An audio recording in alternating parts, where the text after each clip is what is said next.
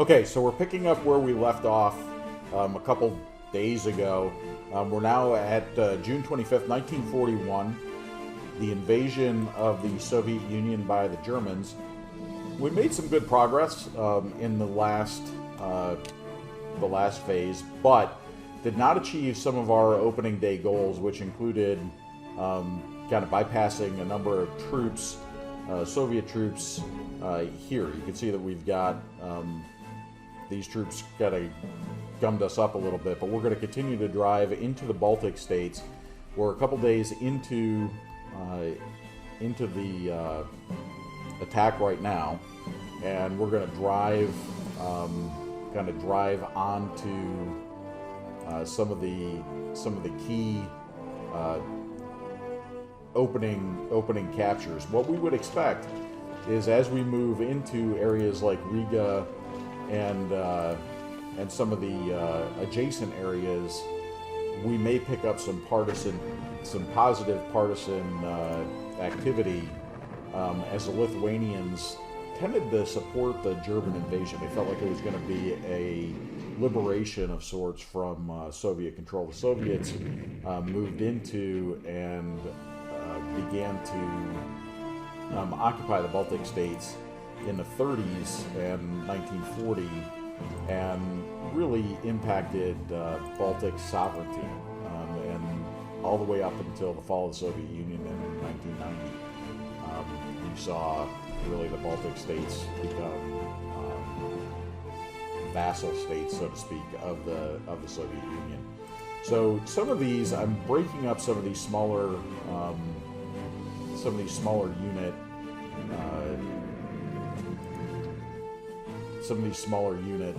groups to just kind of capture hexes, and the reason for that is a little bit of gameplay as opposed to logical tactics. The gameplay will continue to drop reinforcements in hexes that haven't been captured by friendly forces. So we now see that there's some headquarters troops in Riga. So we're gonna we've got that SS Panzer regiment that has moved up into that area. We're going to continue to move the infantry forward. I'm going to drive these panzers up toward Leningrad. I want to try and cut these guys off as much as I can. The expectation here is that we're going to be able to identify and potentially overcome any resistance and cut off supply to the Soviet troops that are up in the Leningrad area and kind of in this particular theater. I'm going to utilize these commando troops and the panzers, which have kind of high rates of movement, to be able to drive into some of these areas and knock out supply, and in the meantime, and ideally cut off retreat. And I'll utilize some of these other less mobile units to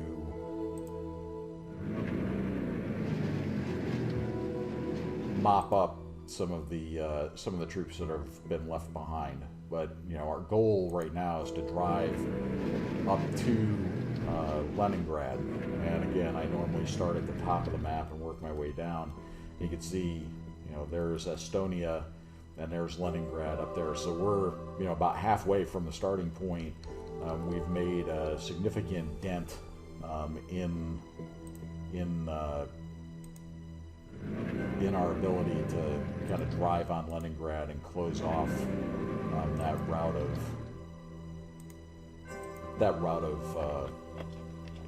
of attack. So I'm going to again take these panzers, drive the panzers out, and try and make hay, and replace some of those panzer units with infantry units that don't have the same that same level of mobility. We've got, here's another infantry unit. I'm going to move him up here, get this commando unit driving deep into Latvian territory.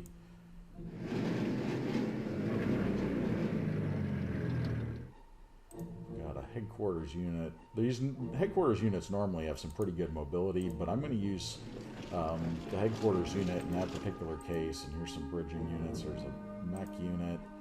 I'm going to use some of these infantry units to surround this particular hex, take out that core that's sitting there. And I'm going to continue to drive the rest of these guys, as deep into Soviet territory as possible. Would like to be able to ideally cut off supply completely from Riga. And because Riga looks like it's got a army headquarters in it, as well as there might be some additional troops, I'm going to work to get some additional resources up in that area to be able to support an urban attack.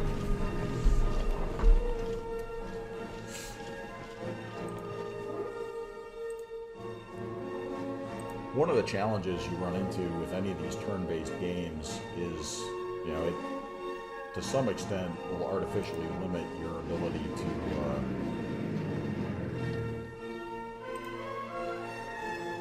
whether it's through the hex-based system or whether it's through kind of the AI.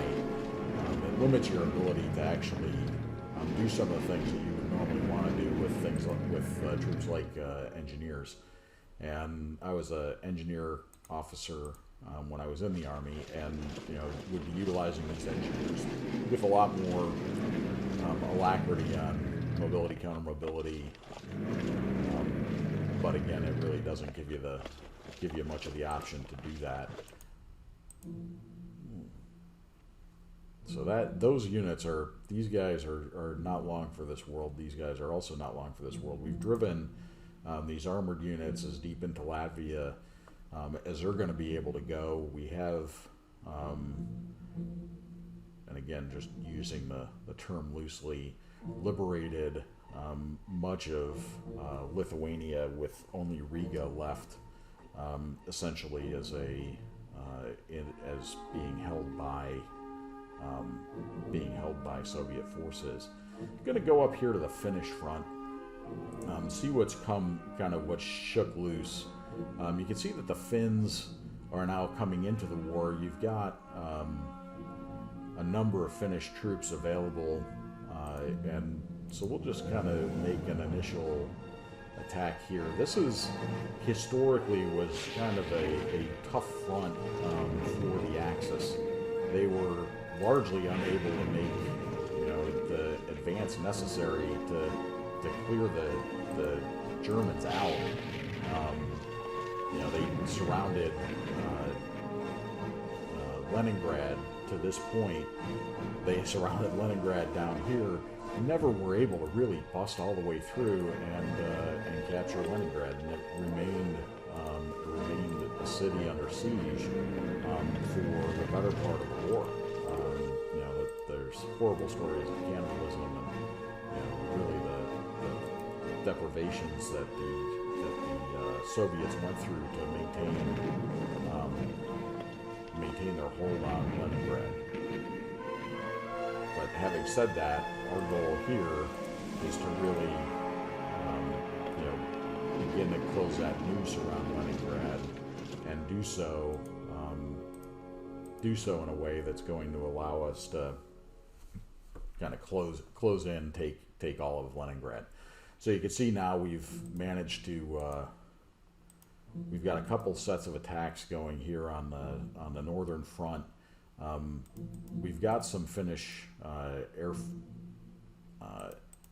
defense troops available. We can do a bombardment here. Why not? These troops haven't freed up yet to be able to launch an attack into the Soviet naval base there. So we're somewhat hamstrung on the northern front. We do have a couple attacks ready to roll.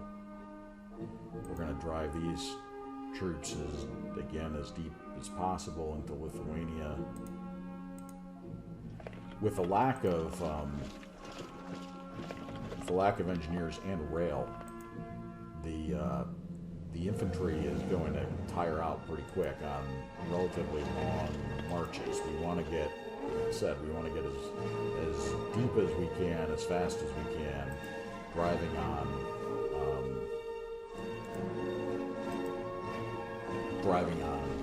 Leningrad. You can see we're moving MPs into position now, a couple MP divisions and an MP regiment. I'll transition, and if we don't wipe out that core, I'll be transitioning the infantry out and continuing to move them forward, and then utilizing the MPs to just mop up. Because again, that's the objective here. As we move down into the center, there's this. You kind of roll all the way over here, and you can see this is where Moscow is. So these guys are kind of trying to drive toward Moscow. I'm going to, again, run as deep as possible into the rear.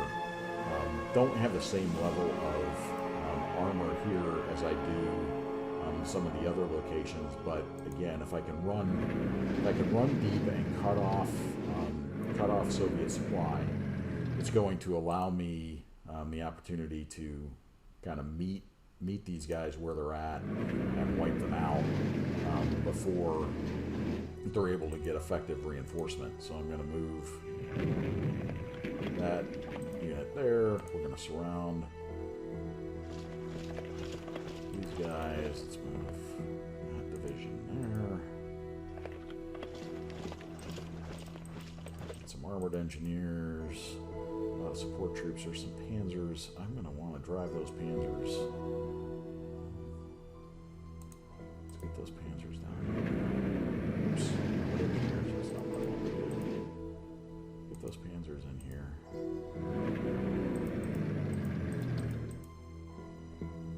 Let's get that group up here. Let's just work on taking out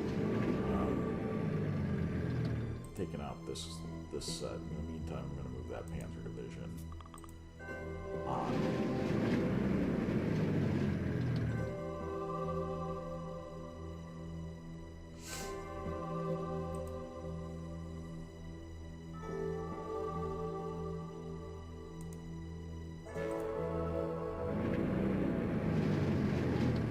Again, one of the secrets to success on any turn-based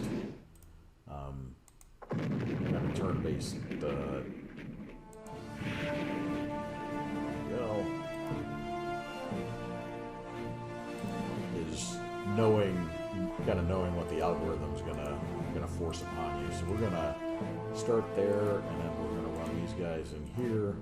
That should take out the bulk of those Soviet troops. Then I'm gonna work to again drive toward Minsk here, and then on to Moscow. And this is in White Russia or Belarus, and looking at this point to cut off these troops that are in defense. So I'm going to see if I can push that unit up. Okay. And it's more of a scouting move at this point to kind of see what we've got out here. I'm not expecting so the Soviets have started building a defensive line along this railway from Vilna down toward the Pripyat Marsh, and they'll use this to anchor the south end. So what we want to do is kind of drive into and ideally cut off around the backside that defensive line that they're trying to set up there. So I'm going to try and work both angles of this thing.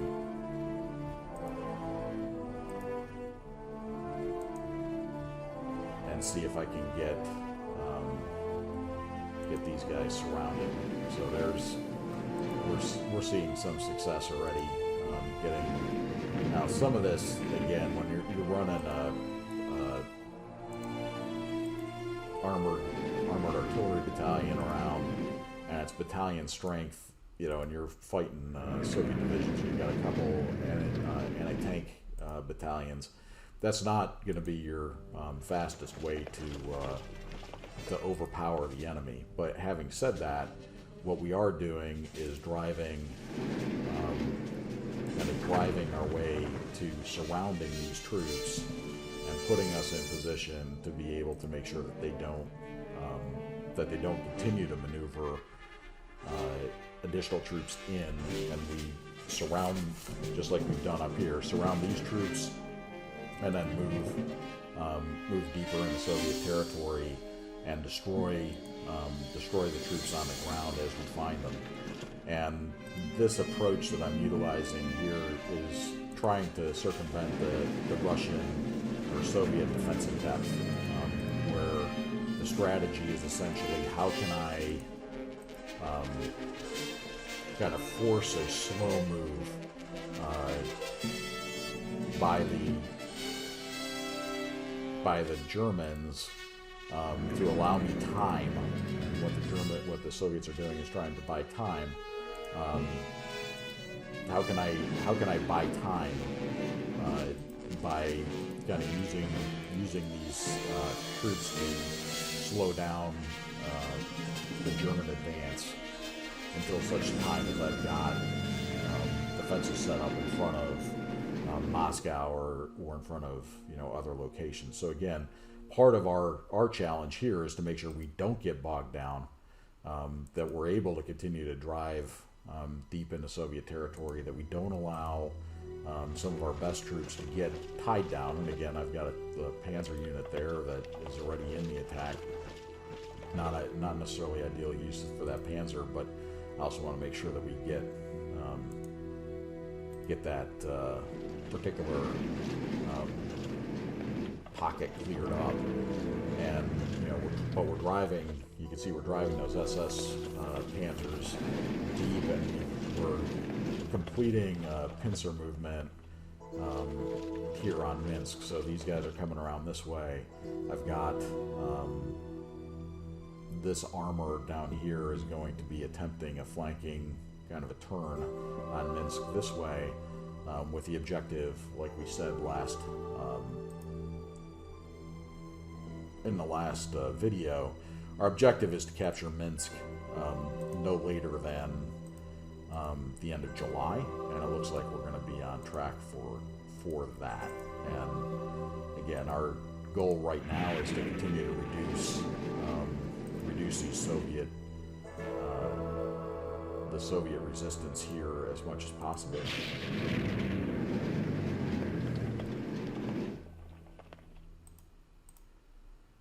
And drive these guys into a position where they're not going to be able to continue to resist or slow down our advance. So we're going to look to turn this corner, which means I'm going to need to get these MPs ready to kind of sub in. So I'm going to leave those guys there. I'm going to be moving some of these fresh infantry troops forward.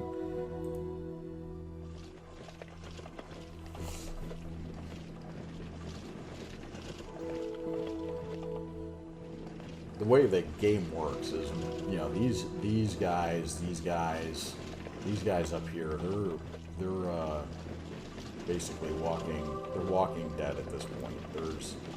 There's little chance that they're going to be able to escape out of those pockets absent a real weak point. We do have a weak point here. You can see I've got a kind of a armored battalion holding one segment of the front here, and so I'm going to backstop him with these guys, and I'm going to turn him into a tactical reserve, so that way if he gets overrun, he can get supported by that infantry division. But on balance, our goal right now is just to continue to drive as deep as possible into Soviet territory, and run this pincer movement on Minsk. We are going to see, you know, some real drag here in the Pripyat marsh. So I'm going to change my focus here in a minute. Let's see what we can get accomplished on turning that corner.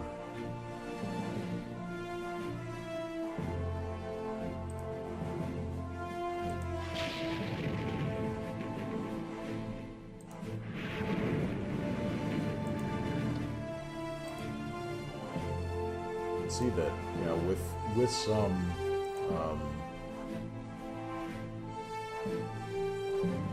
some of the SS troops in particular and armored troops, you're able to get kind of get those corners turned. They serve as shock troops essentially. Our biggest challenge now is I've got panzers running into the marsh, which isn't going to be a good use of those panzers. So let me get this particular panzer division. Let me move him up to the north. I'll let this guy run through. But we're gonna.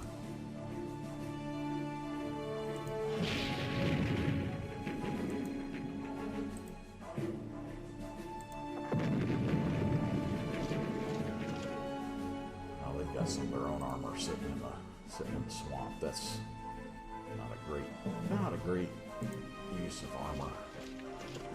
So that's armored infantry right there. If you're not familiar with standard NATO symbols, move that group in behind. More defenses in depth. So they're setting up.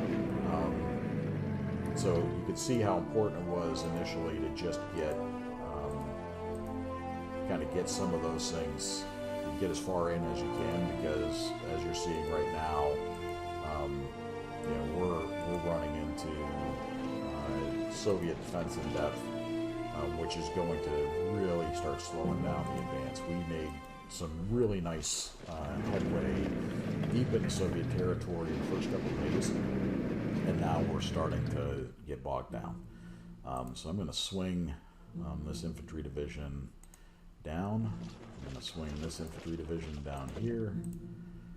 We're going to swing the previous infantry division that was there down here. Let's see if I can get these engineers. I'm going to try and get someone in behind. There we go. So that should wipe out that small pocket of resistance as well. So we'll get those guys going. This should be a easy clear. Clear them again. Gonna be difficult. All right, so we're gonna run these rockets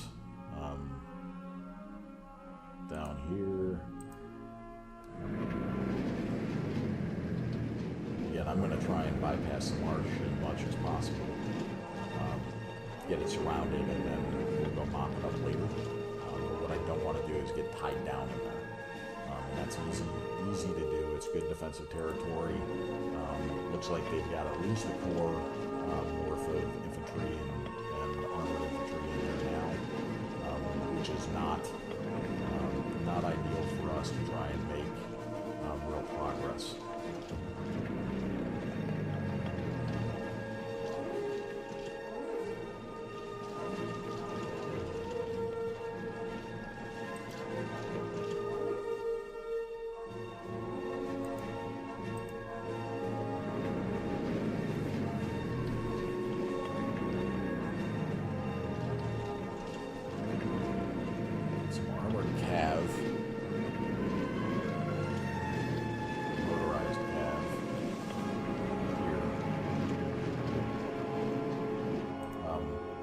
During World War II, of course, both sides, Axis and Allies, at the beginning of the war, still utilized horse-mounted cavalry. There's some famous, kind of stories about the Polish charging tanks with their horses, and I'm not sure that that's all completely true, but you had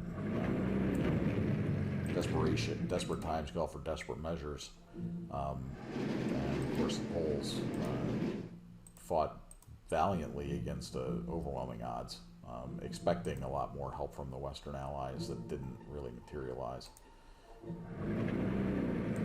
Again, our goal here, driving deep.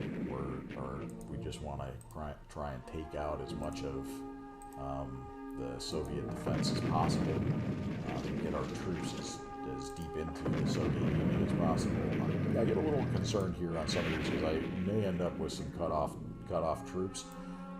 Best way to kind of solve for that is to fill this corridor with additional troops to kind of backfill that axis of advance so that the Soviets don't cut off that Panzer division sitting there.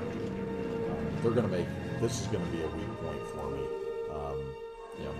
My hope is that I'm able to move fast enough and far enough that I can get some of these guys cut off without it becoming a significant issue.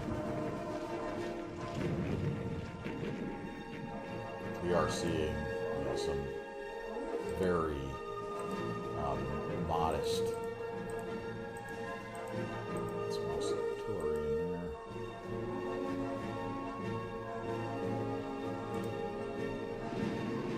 Wow.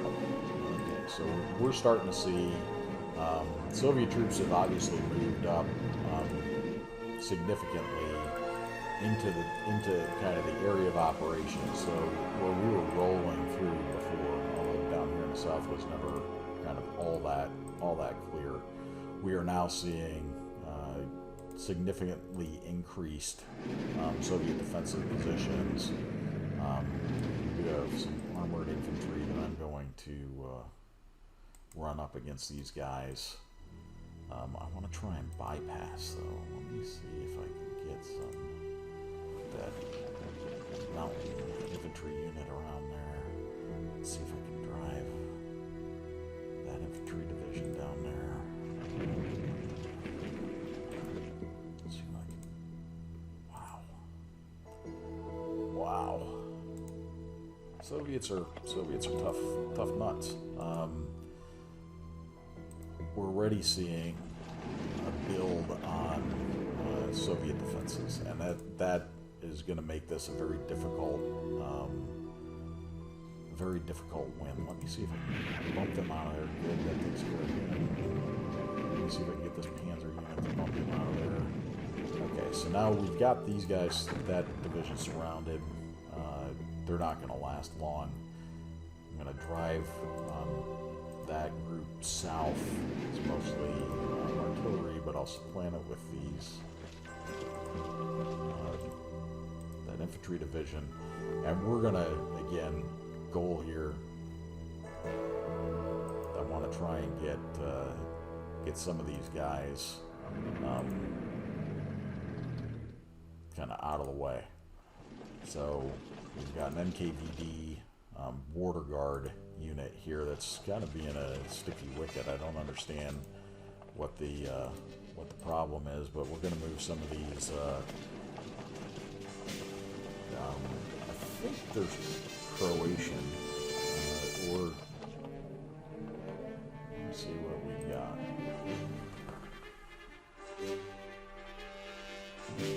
Oh, Slovaks. So it's a Slovak infantry. We're going to start moving them into position to take out those border guards, because this is just, they're slowing us down a bit. Drive these guys in. Mechanized infantry.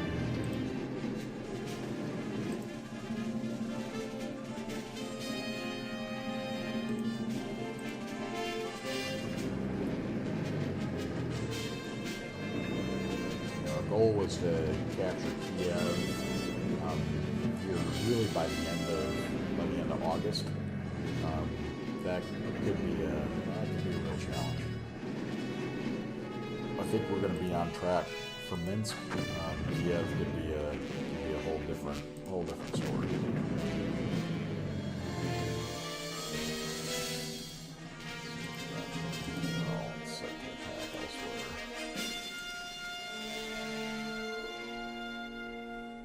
Let's resolve this set of attacks and let's see where we're at.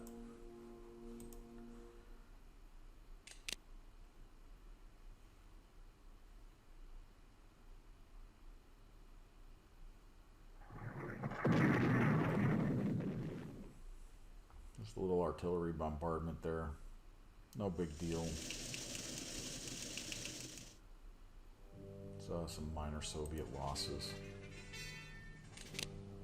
Like the Finns to get a little bit more active.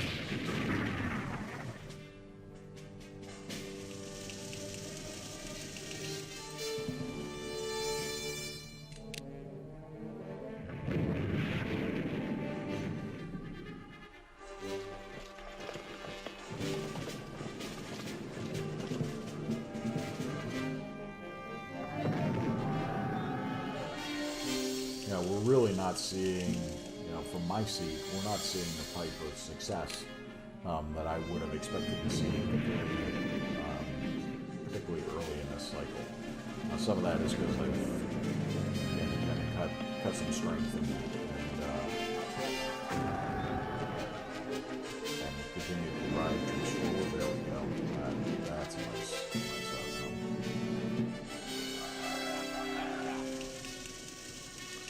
See there, on the defender side, that's a lot of losses. Those teams.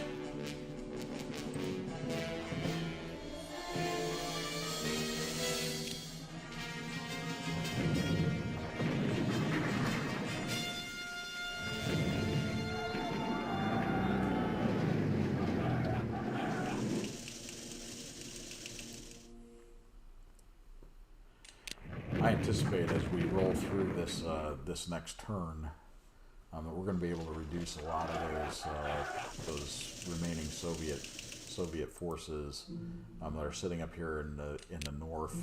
I expect we'll capture Minsk before the end of July. We may capture it before the 4th of July. But my concern right now is, we are not seeing quite the speed of advance that I'd like to see here in the center. We got held up here. These guys were surrounded, but we actually lost contain. We've lost contain again here. So there's ways, again, this is more for gameplay. There's ways for these guys to wiggle out, particularly their high mobility units, because they didn't leave stacks of troops.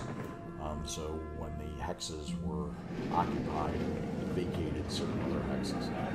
So that's a nice outcome right there. I think that was a couple of revisions.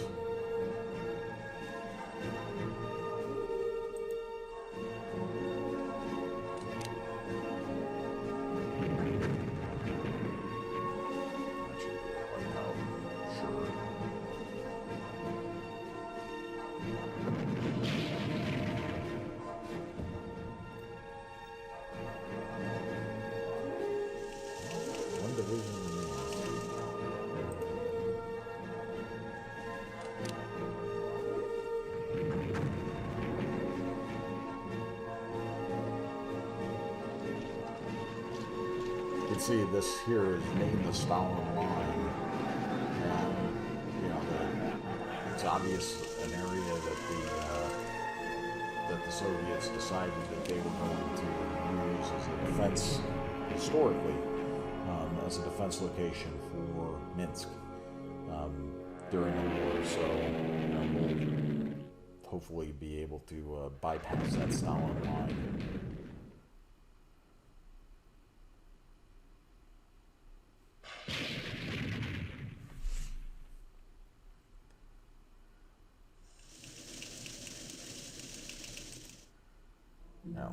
These are the kind of outcomes that aren't, we'll probably get another round here that'll allow us to proceed more fully. But it's outcomes like that where you're leaving an armored division where you weren't able to fully take the hex, and then you got a question on how best to mop that up, because it does tie up 2-3 divisions to try and mop up the division sitting there. And in the meantime, you've got the advance to the east is getting slowed.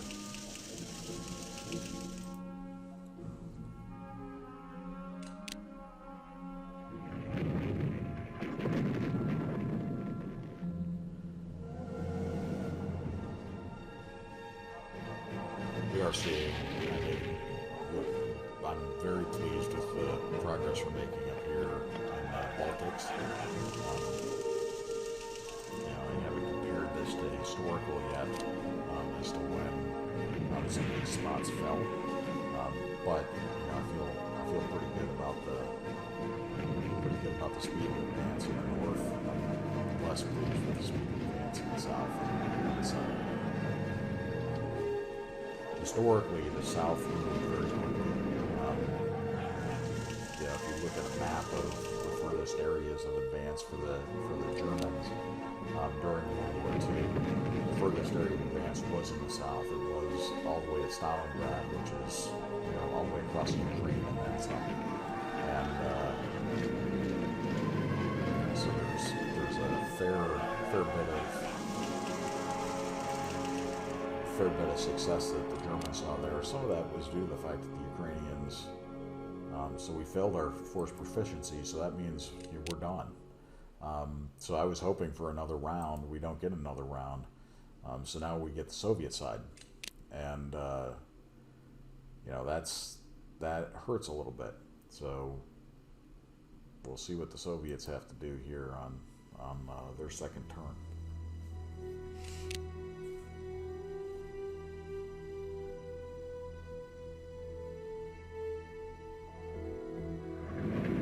Curiosity is going to be, we know we've got some weak points. In the line. You know, you can see one here where I've got relatively light, you know, battalion of commandos. So the question is going to be whether the Soviets decide that they're going to try and exploit any of those weak points, or whether they're going to continue to just fall back in that defensive depth and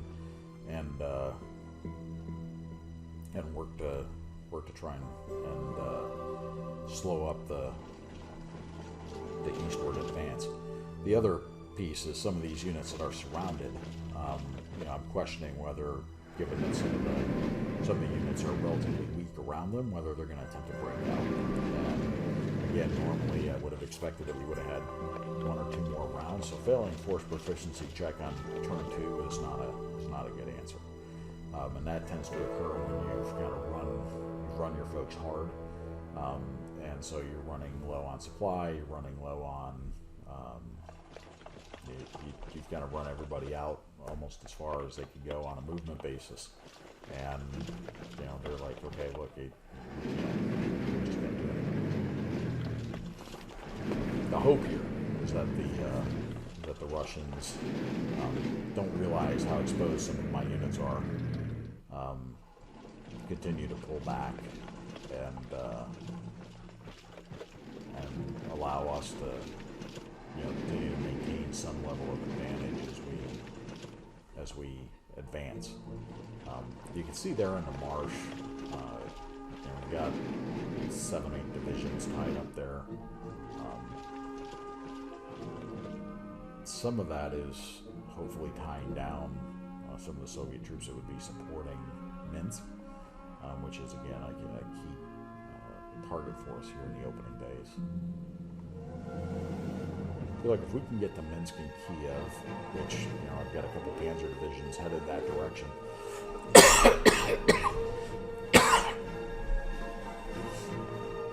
you know, that gives us a fair number of victory points, which is important.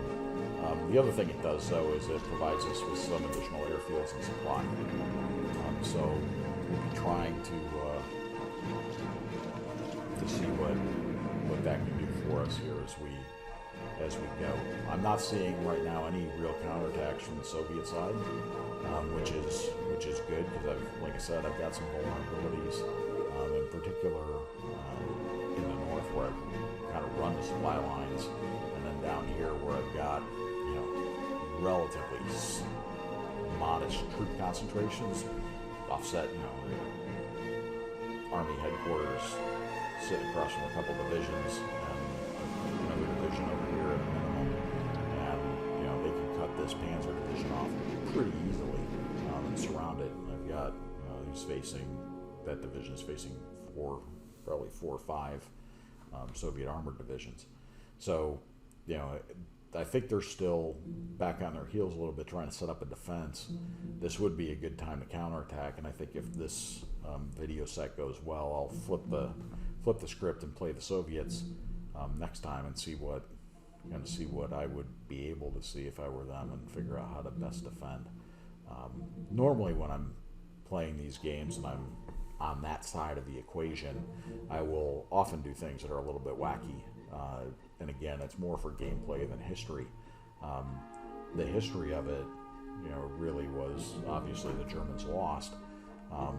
They lost largely not because they couldn't capture Moscow, but because they were unable to knock out Soviet production. And Soviet Union's a huge landmass, and they just kept retreating, just like they did with Napoleon. They picked up a lot of their factories from areas that were exposed to German attack, moved them back to the Ural Mountains, and restarted the production there.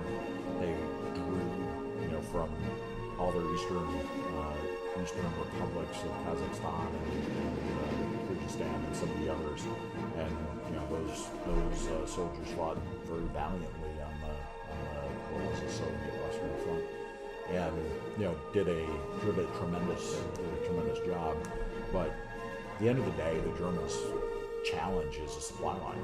You've got, as I mentioned in the last video, Soviet supply line shrinking, and their ability to relocate their manufacturing helped. You had Lend-Lease coming in at places like Murmansk, which you could see to Murmansk up here, and over in Siberia, where the U.S. and the British and others, mostly the U.S., provided significant amount of supplies to the Soviets once the U.S. entered the war, and the just vast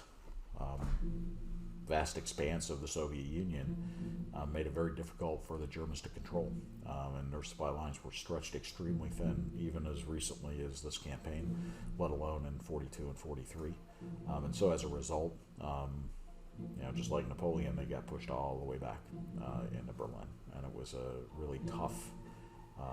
It's a tough lesson, but it's a good lesson for anybody who thinks that they're going to be able to somehow invade the Soviet Union or Russia and succeed. So we saw no counterattacks, which surprises me. So that wraps up turn 2, and we'll start turn 3, which will be June 29th.